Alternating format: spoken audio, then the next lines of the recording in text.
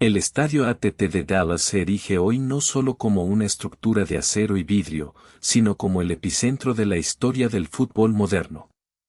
El aire texano, cargado de una electricidad palpable, envolvió a los miles de espectadores que presenciaron el desenlace de una Copa del Mundo que expandió sus fronteras a 48 selecciones, elevando la exigencia física y mental a niveles nunca antes vistos en el deporte rey. Desde la cabina de transmisión, la atmósfera es de un frenesí controlado. Los analistas revisan sus monitores, donde las gráficas de calor y los mapas de pases ya comienzan a dibujar la narrativa de lo que fue una final agónica. El escenario estaba listo para determinar quién se coronaría como el monarca absoluto de un torneo donde la eficiencia táctica superó, en muchos casos, al talento individual aislado. Señoras y señores, estamos ante el cierre de una era y el nacimiento de otra, exclama el relator con la voz quebrada por la emoción. El análisis comienza centrándose en la figura de España, que no solo levantó el trofeo el 2 de agosto, sino que lo hizo imponiendo un ritmo asfixiante.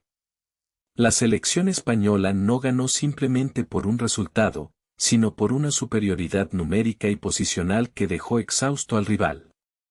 Técnicamente, la Roja implementó un sistema de rotaciones constantes que permitió mantener la intensidad durante los 120 minutos de juego. El análisis táctico revela que España utilizó un 4-3-3 fluido que se transformaba en un 3-2-5 en fase de ataque, permitiendo que sus laterales se proyectaran como interiores, congestionando la zona de creación del adversario y obligando a Argentina a retroceder hasta su propia área. Al observar la tabla general, los datos son contundentes. España termina en la cima con 22 puntos, la cifra más alta de todo el torneo. Esta estadística no es casualidad, refleja una regularidad quirúrgica desde la fase de grupos hasta la gran final. Mientras que otras potencias flaquearon en la gestión de los tiempos, España mantuvo una curva de rendimiento ascendente, optimizando la posesión y la efectividad en el último tercio del campo. Miren estos números, comenta el analista deportivo mientras señala la pantalla. 22 puntos representan una eficiencia casi perfecta en un formato expandido donde el desgaste es mayor. No solo ganaron la final, dominaron la narrativa del torneo. Argentina, con 21 puntos, estuvo a un paso, pero la diferencia radica en la capacidad de España para cerrar los partidos sin conceder espacios críticos en los minutos finales. El corazón del éxito español reside en su nueva generación. Lamine Yamal se ha consolidado no solo como una promesa, sino como la realidad táctica más disruptiva del Mundial 2026.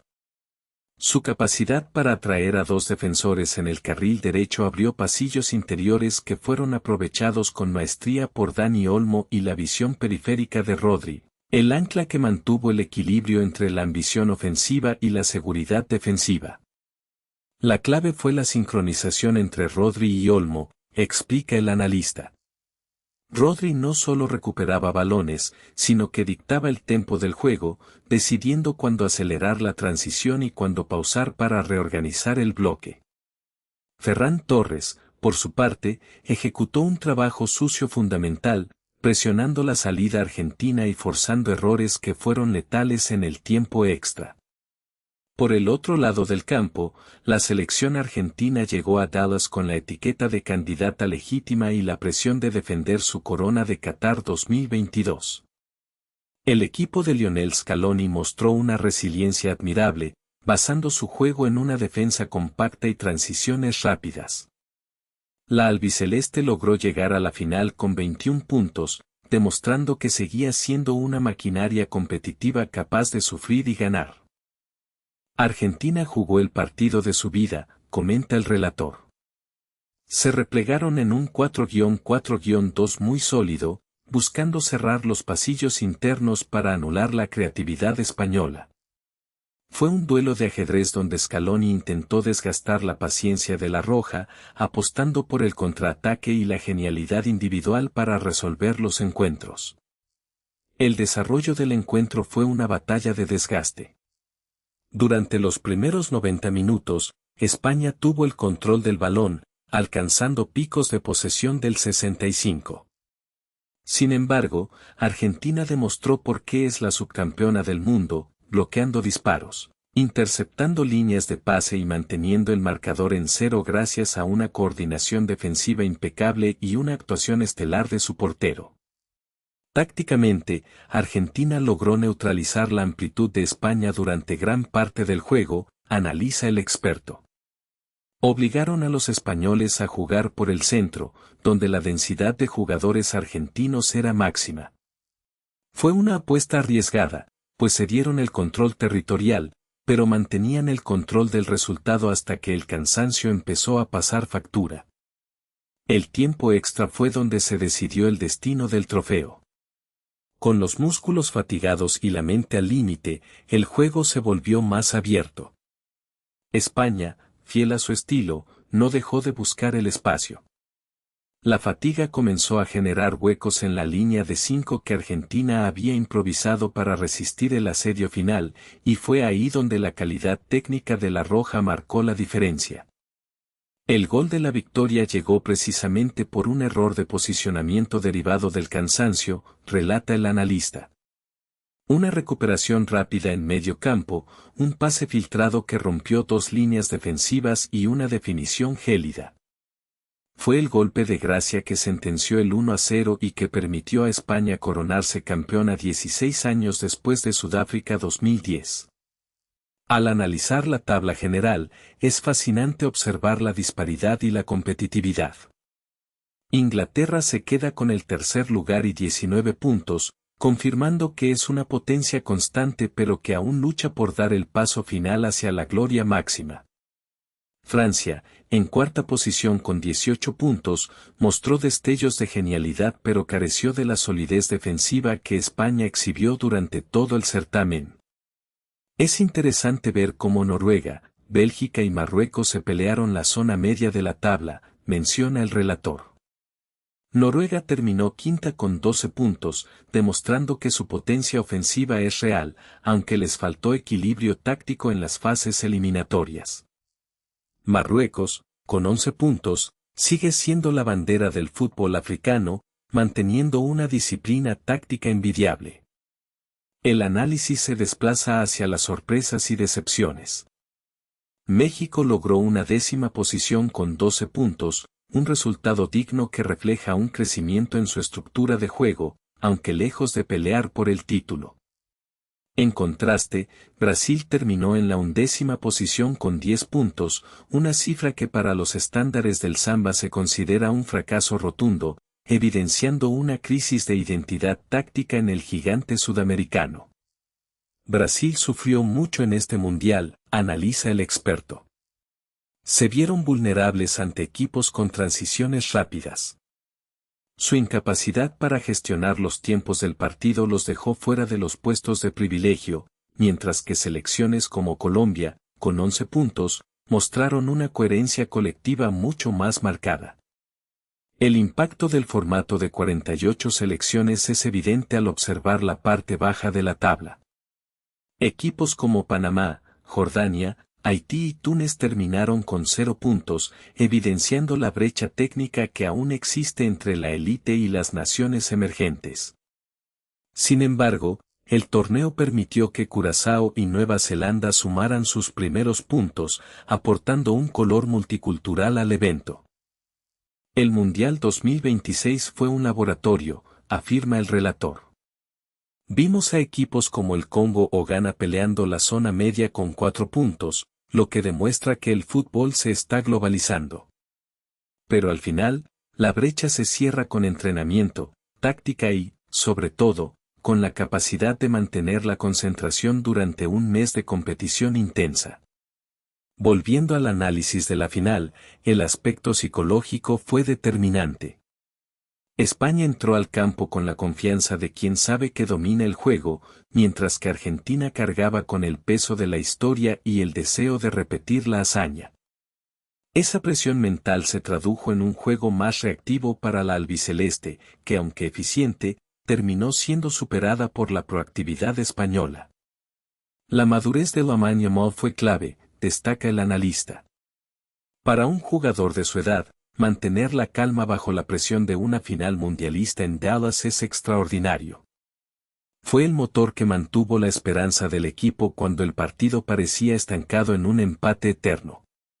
Desde el punto de vista defensivo, España fue una roca. El análisis de datos muestra que fueron una de las selecciones que menos goles concedieron en relación a los tiros recibidos. La clave estuvo en la presión alta, no permitían que el rival iniciara la jugada con comodidad, forzando despejes largos que eran recuperados inmediatamente por la línea de volantes. No se puede ganar un mundial solo atacando, comenta el relator. España entendió que la mejor defensa es el control del balón, pero cuando perdieron la posesión, su repliegue fue coordinado y agresivo. Esa disciplina fue la que evitó que Argentina, con sus contragolpes letales, pudiera anotar en los 120 minutos. El papel de los entrenadores fue fundamental. El seleccionador español logró amalgamar la experiencia de Rodri con la insolencia juvenil de Yamal, creando un ecosistema donde el talento no chocaba, sino que se potenciaba. La capacidad de ajustar el sistema durante el partido, pasando de un juego posicional a uno más directo en los últimos minutos, fue el movimiento maestro. Scaloni hizo un trabajo hercúleo, reconoce el analista. Llevar a Argentina a la final con una estructura tan rígida y lograr que funcionara casi a la perfección es un mérito. Pero el fútbol evoluciona, y la flexibilidad española terminó siendo superior a la resistencia argentina en el tramo final del encuentro. Al revisar las estadísticas finales, España no solo lidera en puntos, 22, sino que probablemente lidere en precisión de pases y recuperaciones en campo contrario. Argentina, con 21 puntos, se queda con el honor de haber sido el equipo más difícil de batir, pero el fútbol premia la capacidad de romper el cerrojo, y España encontró la llave en el tiempo extra. Es un cierre perfecto para la roja, exclama el relator. Consolidan un ciclo, recuperan el trono que perdieron hace años y lo hacen con un fútbol que es agradable a la vista y letal en la ejecución. Dallas fue el escenario del renacimiento del dominio español en el planeta. El análisis ahora se dirige hacia el tercer puesto, donde Inglaterra con 19 puntos logró imponerse. Los Three Lions mostraron un juego más pragmático, menos vistoso que el de España pero más efectivo que el de Francia. Su capacidad para gestionar los errores individuales fue lo que los mantuvo en el podio, aunque la obsesión por el título sigue siendo una asignatura pendiente. Inglaterra tiene los jugadores, tiene el sistema, pero quizás le falta ese instinto asesino que España mostró en la final, analiza el experto. Terminar terceros con 19 puntos es un resultado sólido, pero deja un sabor agridulce en un equipo que llegó con la expectativa de ganar. La reflexión final sobre el Mundial 2026 nos lleva a pensar en la evolución del deporte. Pasar de 32 a 48 selecciones aumentó la complejidad logística y física. El hecho de que España haya podido mantener un nivel tan alto durante todo el torneo, sumando 22 puntos, habla de una preparación atlética y mental superior. Hemos visto un mundial de resistencia, dice el relator, donde la gestión de las cargas de trabajo fue tan importante como la táctica. España ganó porque supo rotar, porque supo sufrir y porque tuvo la calidad técnica para resolver el partido más difícil de sus vidas. En conclusión, el Mundial 2026 quedará grabado como el torneo donde la inteligencia colectiva se impuso. España no ganó por una genialidad aislada, sino por un sistema diseñado para dominar cada centímetro del campo. Argentina, como subcampeona, se retira con la frente en alto, habiendo demostrado que su era de competitividad sigue vigente a pesar de la derrota mínima. El fútbol nos regala estos finales, concluye el analista. Una final